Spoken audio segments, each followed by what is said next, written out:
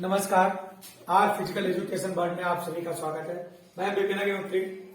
आज आपसे बात करूंगा ऊंची कूद हाई जंप के मैदान की। ऊंची कूद हाई जंप की हम बात करते हैं, जब हम एथलेटिक्स की बात करते हैं तो 1896 में ओलंपिक में, आधुनिक ओलंपिक में शामिल हुआ और तब से आज तक इसके बहुत सारे इवेंट लगातार ओलंपिक के साथ साथ राष्ट्रीय, अंतर्राष्ट्रीय और लोकल स्तर पर खेले जाते हैं। उसी में इम्पॉर्टेंट है ऊंची कूद। जब हम ऊंची कूद की बात करते हैं तो इसमें सबसे पहले मैदान की बात आती है। तो ये आपका मैदान है, इसकी 5 मीटर लंबाई है और 3 मीटर चौड़ाई है। अगर हम इंटरनेशनल की बात करें तो 5 की 6 मीटर और ये 3 की 4 मीटर चौड़ाई हो जाती है, मतलब 6 इंटू 4 मीटर। ये आपका 16 मीटर रेडियस का एक वृत्त है, अर्धवृत्त है, और यहां से कहीं से भी खिलाड़ी इसमें पार्टिसिपेट कर सकता है और इसमें जंप कर सकता है। क्रॉस बार लगा होता है, क्रॉस बार को क्रॉस कर सकता है। ऊंची कूद रनवे की लंबाई 15 से 20 मीटर, 15 से 20 मीटर को रन अप कर सकता है। अर्धवृत्ताकार रनवे की चौड़ाई 16 मीटर। रनवे की जो चौड़ाई है वो कितनी है? 16 मीटर है, मतलब वो 16 मीटर चौड़े, 16 मीटर चौड़ी किसी जगह से भी, ये 16 मीटर किसी जगह से भी वो कूद सकता है। और जो 16 मीटर होगी वो लंबाई होगी, यहां से यहां जाके फिर ऐसे कहीं से भी वो जंप कर सकता है। रनवे की चौड़ाई 16 metre. Level area 10 into 1 metre. Upright ये जो दोनों लगे हुए, ये दोनों अपराइट है, ये दोनों स्टैंड है जिन पे क्रॉस बार कसा जाता है। तो अपराइट के बीच की दूरी 4 मीटर टू 4.0, इनके बीच की दूरी जो है वो 4 मीटर से 4.04 मीटर तक है। क्रॉस बार सपोर्ट, जिनसे क्रॉस बार सपोर्ट होते हैं, जिनसे रुके होते हैं, वो 60 mm इंटू 40 mm, और ये फ्लैट होंगे और रेक्टेंगुलर होंगे। क्रॉस बार का व्यास, क्रॉस बार का जो व्यास है, जो इसकी चौड़ाई होती है, ये जो क्रॉस बार लगा होता है इसका जो व्यास है वो है आपका, क्रॉस बार का व्यास है 30 mm वृत्ताकार, मतलब 30 mm या 3 सेंटीमीटर वृत्ताकार के रूप में होता है। क्रॉस बार और अपराइट के बीच की दूरी, क्रॉस बार और अपराइट मतलब ऊपर से नीचे थोड़ा सा ऊपर लगा रहता है। क्रॉस और अपराइट के बीच की दूरी जो होती है वो 10 मिलीमीटर या 1 मीटर हो सकता है, कहीं 10 mm दे रखा हो, 10 mm इक्वल्स टू 1 मिलीमीटर ही होता है। क्रॉस बार एंडिंग की लंबाई 0.15 मीटर टू 0.20 मीटर, मतलब 15 सेंटीमीटर से 20 सेंटीमीटर ये क्रॉस बार एंडिंग की लंबाई होती है। क्रॉस बार एंडिंग का व्यास 30 mm या फिर 3 सेंटीमीटर, कुछ भी हो सकता है, दोनों को यूनिट है, चेंज कर दिया गया। क्रॉस बार एंडिंग की चौड़ाई 30 mm to 35 mm। Cross bar का वजन 2 किलोग्राम। जो ये क्रॉस बार है पूरा, अगर इसका हम वेट करेंगे तो ये कितना होगा? ये 2 किलोग्राम वेट का क्रॉस बार होगा, इसका वजन होगा 2 किलोग्राम।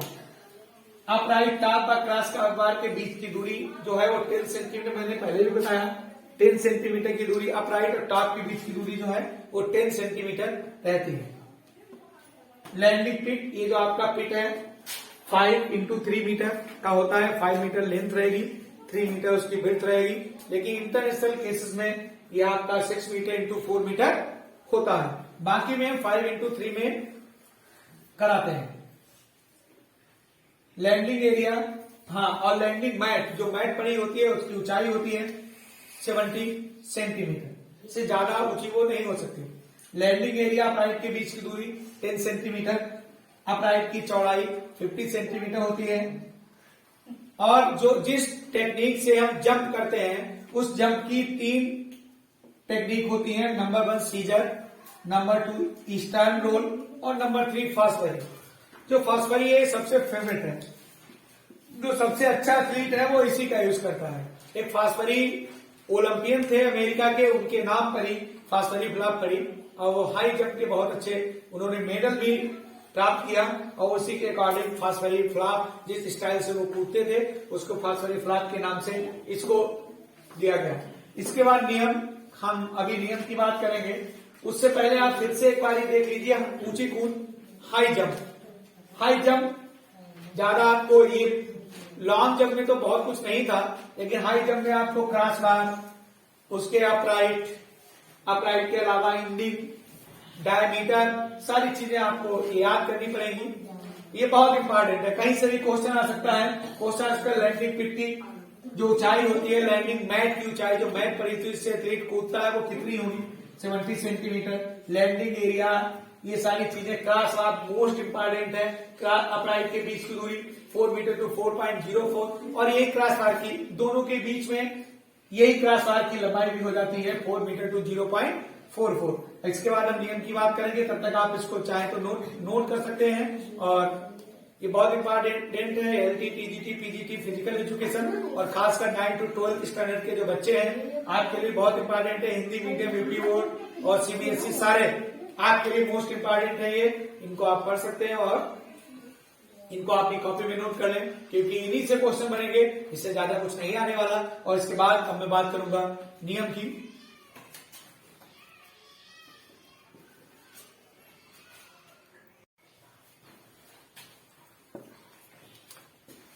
जैसा कि अभी तक हमने देखा कि इसके जो डायमेंशन है, जो डिस्टेंसेज हैं, जो लेंथेज हैं, वो क्या होती हैं। अब हम ऊंची कूद के नियम की बात करेंगे। ऊंची कूद के नियम क्या होते हैं, इसमें भी कुछ खास नियम है, लगभग लंबी कूद के समान ही है, लेकिन कुछ डिफरेंस है।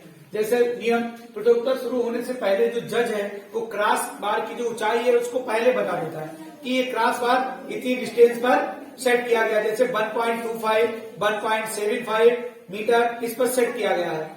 तो खिलाड़ी अगर चाहता है कि नहीं हम इसके अगली हाइट पर कूदेंगे तो वो अगली हाइट पर कूद सकता है, लेकिन सबसे पहले रेफरी को एक जो हाइट ऑफ क्रॉस बार है उसको सेट करना होता है और अनाउंस करना होता है। नंबर 2, खिलाड़ी चाहे तो वो किसी भी ऊंचाई से अपना स्टार्ट कर सकता है। जैसे खिलाड़ी को 3 मौके दिए जाते हैं, मान लिया रेफरी ने 1.75 कोई हाइट लगाई, अब खिलाड़ी जानता है मैं कूद जाऊंगा तो वो इसको अटेम्प्ट नहीं करेगा, वो कहेगा कि मैं अगली बार हाइट को अटेम्प्ट करूंगा। फिर जब अगली 1.85 या 80 जो भी रेफरी सेट करेगा, फिर वो अगली हाइट को क्रॉस करेगा। खिलाड़ी एक पैर भी टेक ऑफ ले सकता है, वो 2 पैर पर टेक ऑफ नहीं ले सकता, एक पैर पर ही खिलाड़ी को टेक ऑफ लेना पड़ेगा। 2 पैर पे लेता है तो वो फाउल माना जाएगा। जंप करते समय क्रॉस बार गिरनी नहीं चाहिए। अगर खिलाड़ी जंप कर रहा है तो क्रॉस बार गिरनी नहीं चाहिए, वो क्रॉस बार को टच कर सकता है, टच करके निकल सकता है, लेकिन अगर क्रॉस बार गिर जाती है तो उसको फाउल माना जाएगा, इसलिए क्रॉस बार नहीं गिरनी चाहिए।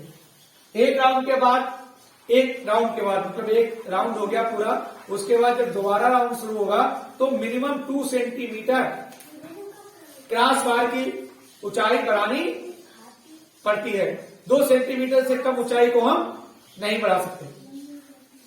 2 सेंटीमीटर से 5 सेंटीमीटर तक हम ऊंचाई बढ़ाते हैं। फाइनल में जीतने के बाद, अब मान लिया फाइनल हो गया, फाइनल कंप्लीट हो गया, एक खिलाड़ी जीत गया और वो अपना रिकॉर्ड बनाना चाहता है, और रिकॉर्ड बनाने के लिए फिर वो रेफरी को बताएगा कि मुझे इस हाइट पर कूदना है, तो रेफरी उसकी हाइट के अकॉर्डिंग ही जो क्रॉस बार है उसकी हाइट को सेट करेगा, जिससे वो खिलाड़ी अपना रिकॉर्ड बना सके। लेकिन विनर होने के बाद जब वो खिलाड़ी जीत जाएगा तब उसको दोबारा अपनी हाइट के अनुसार वो कूद सकता है, जितनी हाइट चाहे, जिससे वो अपना रिकॉर्ड मेंटेन कर सके, बना सके।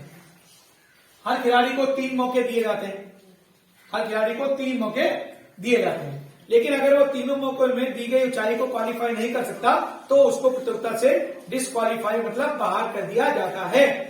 अगर उसे क्वालिफाई करना है तो 3 मौकों में एक मौके पर उसको क्वालिफाई करना ही चाहिए, तभी वो अगले राउंड में जा पाएगा। सबसे ज्यादा ऊंचाई, सिंपल सी बात है, जो सबसे ज्यादा ऊंचाई को पार करेगा वही विनर होगा। एक मौके के लिए 1 मिनट का समय दिया जाता है। खिलाड़ी 8 से ज्यादा है तो एक मौके के लिए उनको 1 मिनट का समय दिया जाता है।